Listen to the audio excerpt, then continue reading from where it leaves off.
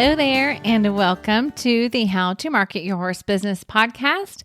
My name is Denise Alvarez, and I'm so glad you're joining me here today.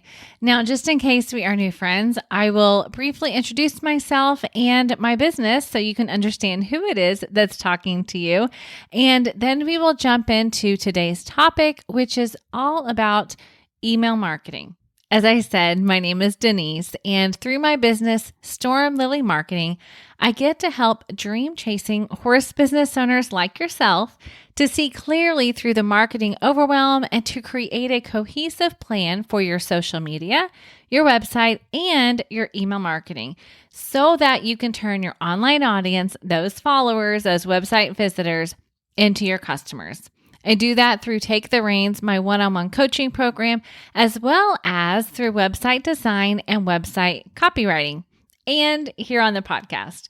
And I do each of these things because I want to help you to be out doing what you love to do, whether it's out in the barn, out in the arena, out in the pasture, behind the camera, wherever it is that you are in the horse industry. I want to help you do more of that, right?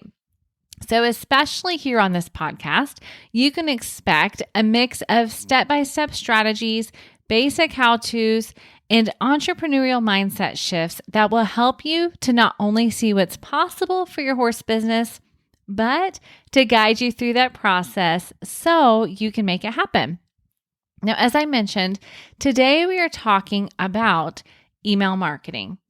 And in case you're wondering why, I honestly believe with my whole heart that email marketing is the key to long-term sustainability for your horse business.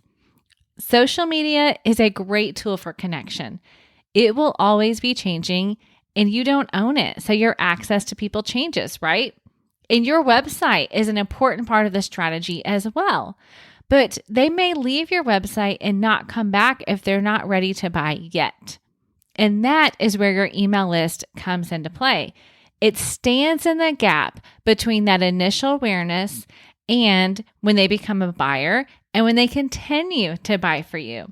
Your email marketing strategy is your relationship builder, where you get to really nurture that relationship in a more personal way while making sales inside of your list, right?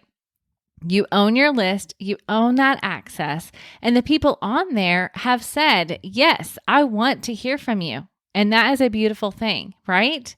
That's why I'm so passionate about it. And I'm so passionate about equipping equestrian entrepreneurs to really make the most of this email marketing tool that I really believe is for everybody, whether you're a one-person show or a 20-person show, or of course, there are equestrian businesses that have hundreds of employees and they are using email marketing because it works, right? Now, here's the thing. I am not telling you that this is a quick cash method from the get-go. It is going to be an investment of your time and your resources to get it going, but it's necessary and it will pay off again in the long run.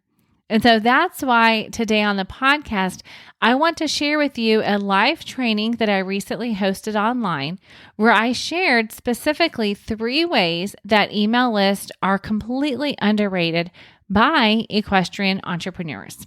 Now, before I hit play on that replay, I do have 2 requests for you today, all right? Number 1, I am asking you to keep an open mind. I know that for some of you, when you hear the words email marketing, you're not exactly excited, right? So please don't discount it because of your fears that may be surrounding email marketing. Instead, I want you to keep an open mind about what's possible. And remember that when it comes to time, if you want to make something happen, you can do that. We all have the same 24 hours, right? So it's just a matter of priority. So keep an open mind when it comes to what you're hearing today, because you may very well decide at the end of this conversation that email marketing actually is for you. Which brings me to the second request that I have. So number 1, I want you to keep an open mind. Number 2, I want to encourage you to play the long game. Keep your end goal in mind as you are listening as well. Maybe right now you're focused on your one-to-one services, but you have plans long-term for a group program Maybe you have plans long-term for an online membership, or you want to host an event at your facility, or you want to host an online workshop, or perhaps you want to sell items online and have your own online tack shop or a gear place where people can order from you. Or maybe you just need to think about retirement and what that might look like. Here's the thing. For all of those items that I just mentioned, when you have an active and engaged email list, it can really be the game changer to making each of those things happen. And the time to do that is now. Keeping that end goal in mind and building your list right now, okay? So keep those two things in mind as you listen. And then if you're saying, Denise, I'm there, I just need a jump start, then I do want to let you know about a free resource that I have available for you. It is the Beginner's Guide to Email Marketing for Horse Businesses. And you can grab that at stormlily.com/email guide, or you can head to the show notes for this episode, which is number 111. So just go to stormlily.com/111 for episode 111, and I will have a link there in the show notes as well for you. Okay? All right. So now that you've got your open mind, you've got the end game in mind, here is your replay: 3 ways that email lists are completely underrated by equestrian entrepreneurs.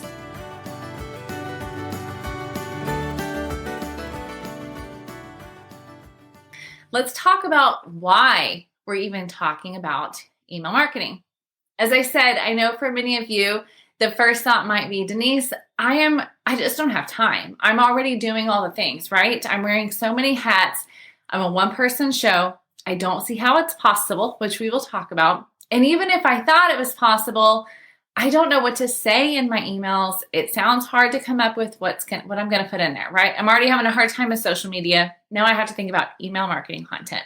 Or maybe it feels expensive to you, which, good news, I have a free platform for you to use. It's not mine, but I do love it. And so I recommend it because it's just such a great, easy, and intuitive platform. But here's the key. I really believe, and I think that you will by the end of our time together, that email marketing is the key to long-term sustainability for your horse business, right? Email is the key to long-term sustainability for your horse business. And here's what I mean. Perhaps in the future, you're thinking, I want to offer online workshops. I want to do clinics, online or in person. I want to do virtual lessons. I want to host events. I want to come up with a new offer and sell it, right? Whatever that offer might be. As a business, you're going to be coming up with offers. You're going to want to sell it. And email marketing is a key way that you can do that in a sustainable way, right? Because you own your list. That's one of the reasons it's sustainable, is because you're not going to lose it. No platform is going to shut down and take it away from you. You own your list. You have access, direct access to your people, right? Regardless if you're a one-person show, regardless if you're a dressage trainer or a riding trainer, or you provide lessons, or you provide a massage service, whatever it is that you are doing in the equine industry, email marketing is key. So let's look deeper. What are these 3 ways that I'm telling you that emails are underrated by equestrian entrepreneurs? Don't worry, I've got some stats for you, okay? First of all, you're underestimating your views and what is possible, right? I'm going to say what's possible over and over in our time today because I want you to see what's possible when you really take a hold of email marketing for your business. So let's talk about views. All right, many times what I hear from people is that I would rather rely on social media than email. I feel a little bit more comfortable on social media. I feel like it's working for me, right? Let's talk about some of those stats and the numbers of people that are seeing your content on social media. So organically, that means without paying for it, you are probably getting about 3% reach organically on your post. What does that mean? It means that of your followers, on average, 3% of your followers are actually seeing your content. So think about this in terms of numbers, right? If you have 1,000 followers, that means on average, your post, your reel, your carousel post, your stories is being shown to 30 followers. Now, Of course, that's an average number, but you can imagine that if you think about all the people that you follow and all the businesses that you follow and all the content that they are putting out there, I mean, if you follow hundreds of businesses and you spend 15 minutes scrolling your Instagram or your Facebook feed, you're not seeing everything that they put out there, right? So that's how organic views work. Now, I am not bashing social media as a marketing strategy. We will talk next week about social media more in depth. I think it's a great place for connections. But I do believe that when it comes to marketing your horse business, it should not be the only place that you are selling, okay? It should not be the only place that you are serving either. So 3%, okay, when it comes to social media. Now, again, think about you have about 1,000 followers. If you have 30,000, even if you have 30,000, right, your 3% is still a small percentage of those 30,000 people. Now, let's turn it around and look at email stats. When you look at open rates, which is the percentage of people that open your emails, the low average for email open rates is 20%. That's a huge difference, right? Now, that's the average. I have an email marketing client that sends weekly emails, and she is 50% on the regular. 50% of the people on her list are opening her emails. Now, you can look at stats in all different ways, right? And I know that if you are somebody that keeps up with marketing, you know that open rates, they're not 100% science and always accurate, but it gives you a very good idea of how you're landing in the inboxes and who's opening your emails. Now, I have another client who's regularly 40%. So again, let's look at that 1,000 number because it's easy to do the math on, and we don't want to have to think too hard about the numbers. So 1,000 followers, 3% is 30. 20% of people opening that email, that's 200 people. 50% is 500 people. So just think about that. One email versus one post, 500 people, 30 people. That's a huge, huge difference, right? And that's why I believe that people are underestimating what's possible with email marketing, because you don't have to have this huge list in order to see an impact.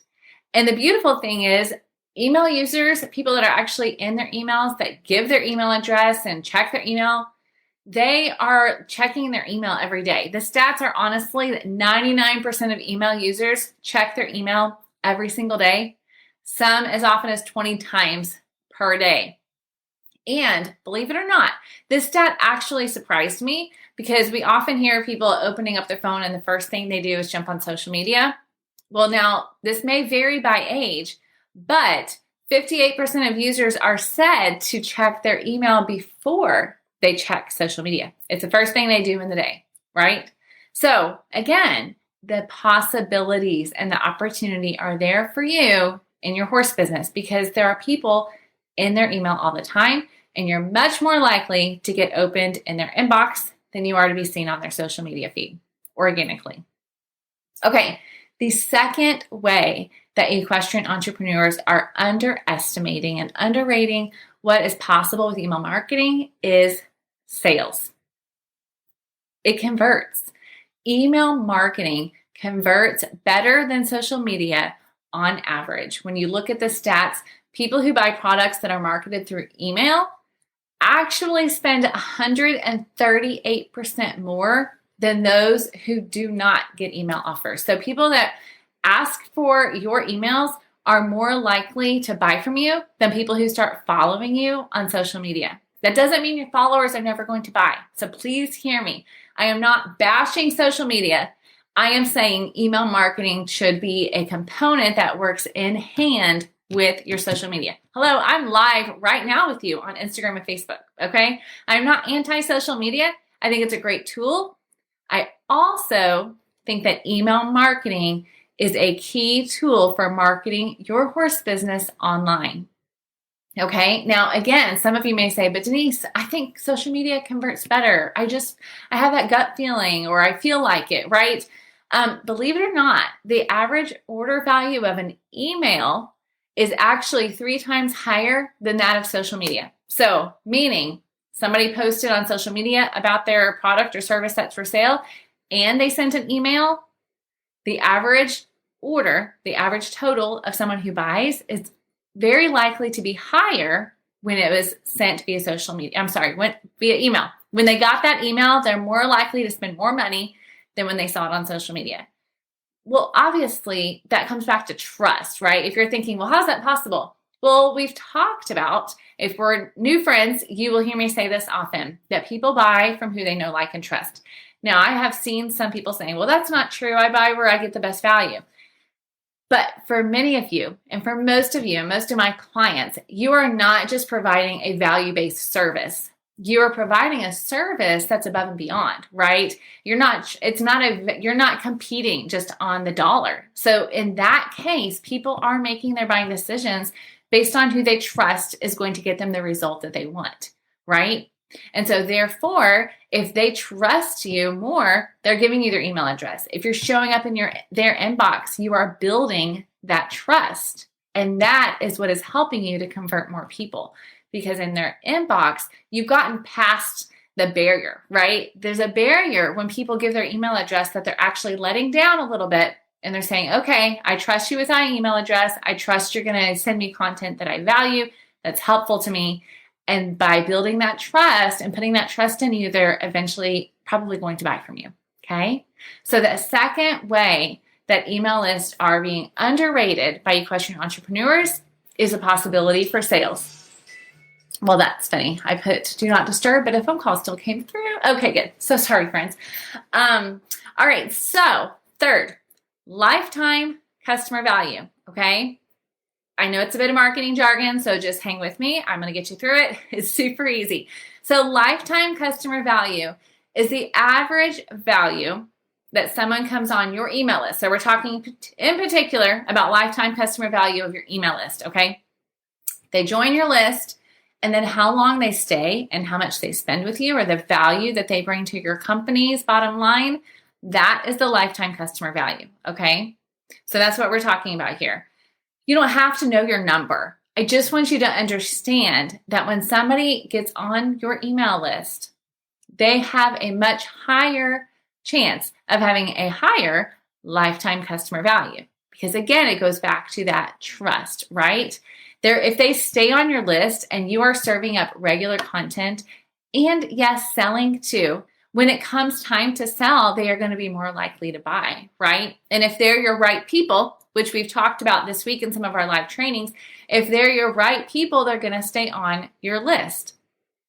I don't know if you've heard of this, but there's a concept in the marketing world called 1,000 True Fans. And there's a book. I have not read it. I've just read the premise. But the idea is you don't need thousands of people in your business for the most part, right? It depends on what your business is. Okay, I understand that. But for many of you who are providing a service, you're in a service-based business, you are not needing thousands of people to jump on board in your first month, right? You don't even need 1,000 that first month. You need 100. You need 20, right? So why am I telling you that? I want you to focus on getting the people that are going to have a great lifetime customer value on your email list, okay? Getting those right people, because when they join and they become your true fans, then when you send that email that says you have a new offer, right? You have a new service that you're providing. You have a new event that you're hosting at your facility. You have a clinic that you're putting on. Whatever the offer it is that you might come up with, those customers, those true fans that are on your email list and open your emails and click on your emails, those are the people that are going to help you build that sustainable business that we talked about. Sustainable means it's not just one and done, right? You have confidence that you have a list you can email and it's going to help you make sales. And that is the beauty, right? And some of you, maybe you do have a highly engaged social media profile. I hope you do. And I think that is wonderful. But what I want you to think about is there a guarantee that that's going to be there tomorrow? No, there's not, because we have seen plenty of accounts get hacked or shut down, or for the account to shut down, for the admin to have problems getting into their profile, whatever the case may be, right? Those are not guarantees. And so think about how your email list can be a great insurance for that, even if you have a solid social media profile and a page or a group, wherever it is that you're serving people, right? Email marketing is that next step in the relationship. And again, it gives you that insurance that you have a list of people who are there, who are ready to buy from you. All right. So friends, we have talked about 3 things. We've talked about the views and how you get more views when you use emails. We've talked about sales and how emails convert better. And we've talked about lifetime value. So given that, I would love to know if you're watching the replay or you're watching live, jump into the comments and tell me if you have, give me a hands up, right? Or a thumbs up. Denise, I hear you. I'm convinced. I'm not super convinced I can do it myself, but I'm convinced email marketing is possible and it sounds like it might be right for me and my horse business. So raise a hand or put a thumbs up. Let me know what you're thinking about that. And then I want to tell you what your next steps are, okay? And don't worry, your next step is not to buy something. This is not moving into a sales pitch automatically, right? So don't worry, that's not what that is. I want to help you. My goal is for you to walk away and have a tactical, actionable step, okay? So I have 2 steps for you. Number 1, I want you to write down your commitment to yourself, okay? Write down your commitment. What's that going to be? It does not have to be a weekly email. So don't be afraid of that. If you're like, Denise, I hear you, but I don't know what to put in there, especially weekly. It doesn't have to be. I see lots of successful equine entrepreneurs that are doing monthly emails that are really building connections and it's helping to build their business. So that is possible, okay? So make your commitment. And then the next thing I want you to do is sign up for an email marketing service provider, okay?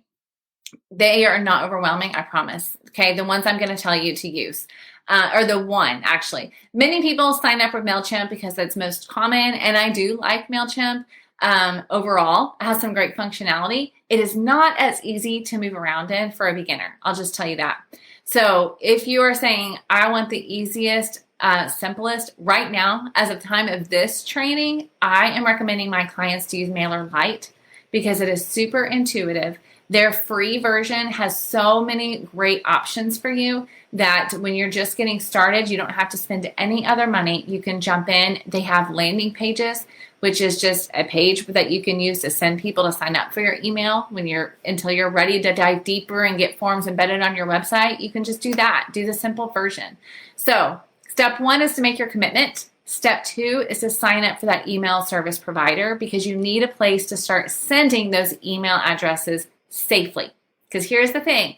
What I don't want you to do is walk away from this training and then go start mass emailing everybody from your Outlook or your Gmail or Yahoo account, whatever it is that you're doing, right? I don't want you to open an email and start carbon copying all your customers or blind carbon copying, right?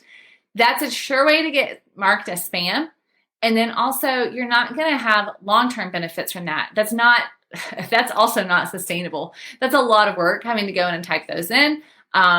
People, you can land in their spam folders, right? Their inbox is going to say, oh, this person's trying to email 50 people at a time. I don't think that's legit. And they're going to block you. So do not do that. That's why my first step for you, or my second step after you make your commitment, my second step is for you to go sign up for MailerLite. So I do have a super easy link, stormlily.com/MailerLite. It's just like it sounds, MailerLite for MailerLite. Go there and get signed up.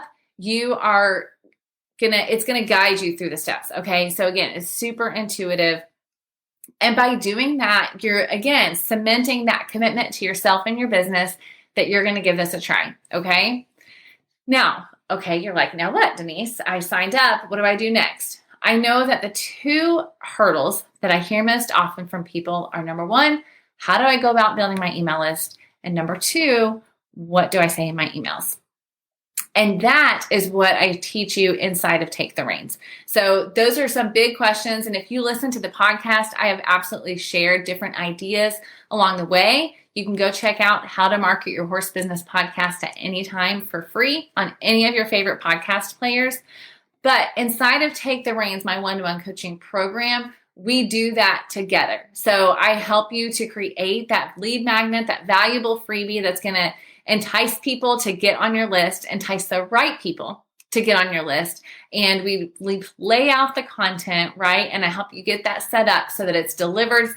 People sign up, it's automatically delivered, shows up in their inbox. We walk through those steps together, okay? And then as far as what to say, we do that as well, right? Inside of Take the Reins, I will help you to set up the template so that you know what to say every month or every week, whatever it is you decide. We create a calendar of content, and you're going to walk away feeling confident that you are selling well and that you are serving well inside of your emails, okay? So that, my friends, is what we do inside of Take the Reins, my one-to-one coaching program. We dedicate 2 of our 90-minute one-on-one intensive sessions to this process because I believe it's so important for you in creating that sustainable horse business. Now, in case this is the first time you've heard me mention Take the Reins, it is my personalized one-to-one coaching program for equestrian entrepreneurs who want to create that cohesive social media, website, and email marketing strategy, and we do that together in 3 months' time. So you walk away with a customized marketing plan that you are equipped to implement on your own. You have confidence that you're marketing to the right people and doing the right things to build your sustainable horse business. So friends, if you, on live or listening to the replay, are an equestrian entrepreneur who has a vision for your business, you know where you want to go, you just need a leg up to get you there and to get that marketing in line with those goals so that you have a system that is working well for you, then you are who I designed Take the Reins for, and I would love to invite you to apply.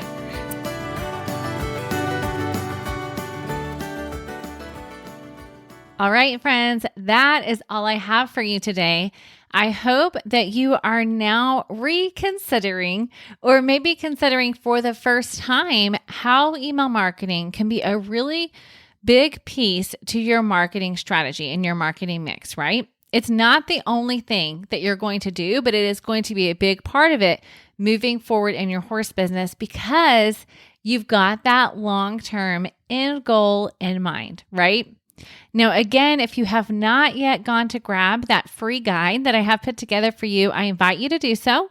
Just head over to stormlily.com/email guide, and it is the beginner's guide to email marketing for your horse business. I'm going to kind of walk you through the steps of what it just looks like to get started and how to put together your plan, right? And if you want to go deeper than that, if you'd like to work with me on a one-to-one basis to really get your strategy in place, then I would invite you to apply for Take the Reins and let's see if it's a right fit for you. So just head over to stormlily.com/reins and learn more about my coaching program. And of course, I have got the highlights from today's conversation.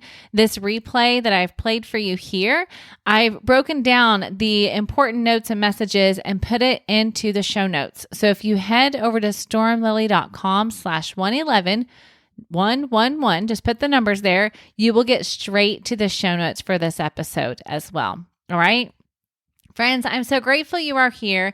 Thank you for trusting me to guide you along this process as you put together your marketing strategy or as you sharpen your marketing acts for your equestrian business. All right. I am cheering for you and I look forward to seeing you again here on the podcast. Have an amazing day.